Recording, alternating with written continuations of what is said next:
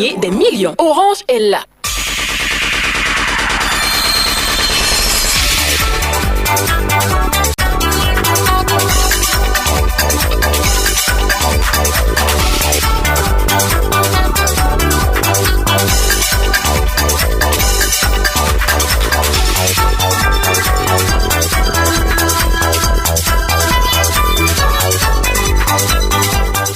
L'actualité du matin utile pour organiser sa journée.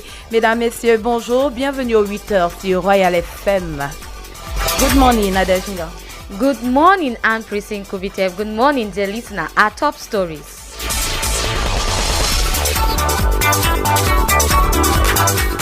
Transformation de l'économie de l'Afrique centrale. Des réflexions s'ouvrent ce jour à Yaoundé.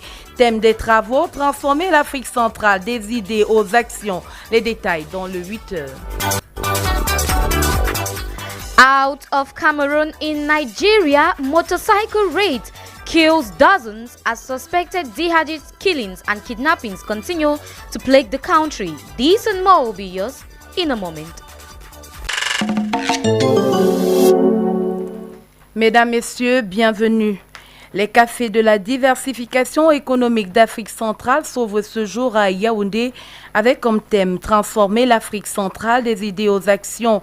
L'initiative portée par le Bureau Afrique centrale de la Commission économique des Nations unies pour l'Afrique aborde les questions liées à la réduction des importations, l'endettement, la gestion des finances publiques dans la sous-région Afrique centrale.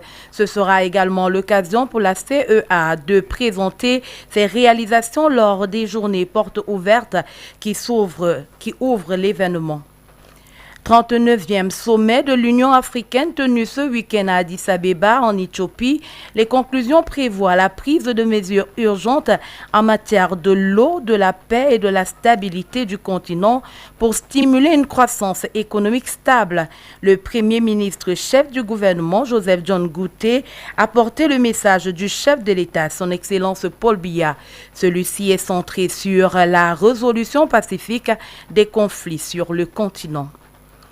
Coopération sanitaire Turquie-Cameroun, il est organisé ce jour à Istanbul une rencontre au profit des hommes de médias des deux pays. L'accent sera mis sur les soins post-transplantation des organes et l'accompagnement fiable des anti-rejets à la vie.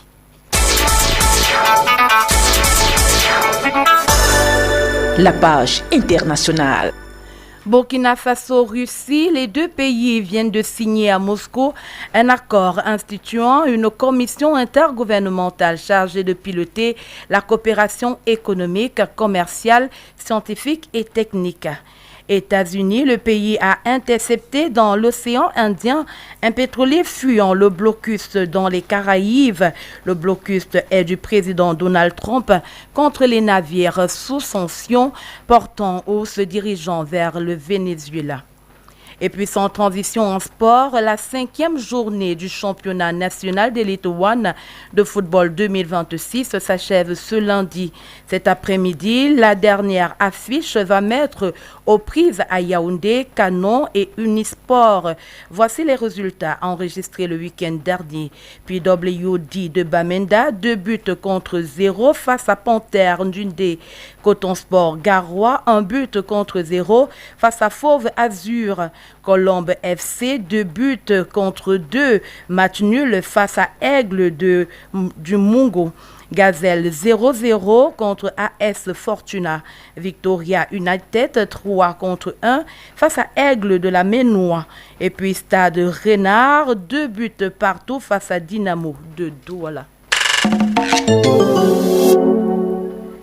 Climate action and environmental protection are expected to take center stage later today in Yaoundé during the ceremony to present New Year wishes to the Minister of the Environment, Nature Protection and Sustainable Development, Hele Pierre, at the Yaoundé Conference Center. He is due to set out the ministry's strategic priorities for 2026 with particular emphasis on combating pollution and reversing biodiversity loss. The Economic and Monetary Community of Central Africa, CEMAC, is holding a series of economic diversification events, including economic diversification cafes and open days at the ECA headquarters in Yaoundé to discuss structural transformation across the sub-region. The program is scheduled to begin at 9 a.m. CEMAC, which brings together Cameroon, Central African Republic, Chad, the Republic of Congo, Gabon, and Equatorial Guinea, is striving to reduce its long-standing dependence on hydrocarbons and stimulate non-oil growth through agriculture, infrastructural investments, and trade reforms. A powerful Cameroonian delegation is expected to take part in the United Nations Conference on Cocoa being held in Geneva, Switzerland. The 2026 gathering of cocoa producing and consuming countries seeks to agree on a successor to the 2010 International Cocoa Agreement tackling volatile prices, sustainability, and farmers' incomes. Cameroon's representatives are strongly pushing for better remuneration and support for cocoa producers amid global discussions on fair trade and rural development. Last February 14 was being celebrated as Valentine's Day. The day is marked as an opportunity to show love and appreciation for partners, friends, and family. From romantic dinners to thoughtful gifts, people find ways to make the day special. Our newsroom caught up with some Cameroonians to hear about their Valentine's Day vibes. Take a listen to them in this Vox Pop. Valentine's Day was good. Very normal. But a normal day like every other day. Fell on Saturday, so I went for normal days with friends, played ball, came back home, very tired after a stressful week and sports in the morning, slept almost all day, woke up, make noise with friends that were around because many were not available. They had dates and rendezvous and stuff like that. But yeah, my day was like every ordinary day, but it was a bit special, not because of Valentine's Day aspects, but I commune with friends. I had time to talk and yes, make noise. There was more of football, sleep, eat, sleep, and that was it. There was nothing special about the day. To me, it was just like a normal Saturday, a lot of house chores to do. So there was nothing. It was just in the evening where my elder sister came back from work and she brought us wine to share as a family, and that was all.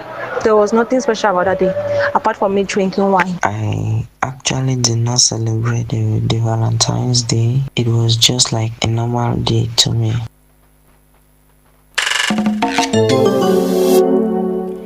Out of the country, gunmen on motorcycles have killed dozens of people in dawn raids across 3 villages in northwestern Nigeria. According to the heads of the State Emergency Management Agency, armed men shot locals dead, set homes alight, and abducted an unknown number of people in Niger State. The attacks on Saturday morning occurred near the site of a suspected jihadist massacre earlier this month, in which more than 100 people were killed in a similar ambush. And in sports, the Indomitable Lionesses have officially kicked off the journey towards the 2026 Women's African Cup of Nations in Morocco. The squad's first preparatory training camp is currently underway in Yaoundé and will run to February 19, 2026. The said training camp is supervised by assistant coach Josephine Mike Ndumu, who summoned 25 players to prepare for the AFCON, which will kick off on March 17, 2026.